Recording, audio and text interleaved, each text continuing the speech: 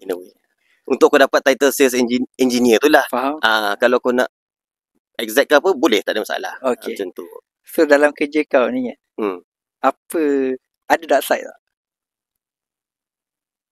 Maksudnya dalam POV kau lah. Bukan kita nak burukkan apa Faham. Dalam POV kau, maksudnya kena cantas sale ke, kena kau patut turun site tu, tiba-tiba orang lain turun. Ada tak benda-benda macam? Okay, dark side Ya, dark side lah. Aku rasa dalam bidang kerja semua lah, mesti untuk dia mesti ada. Politik ni sebenarnya.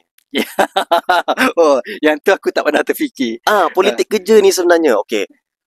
Ada satu, aku tak tahu nak panggil apa benda ni. Ada satu ni lah. Dia macam hierarki ke? Hierarki dah. Orang yang masuk dulu, walaupun dia punya pendidikan tu ataupun tak qualification tak berapa, tapi dia still dapat. Okay, faham. Lepas tu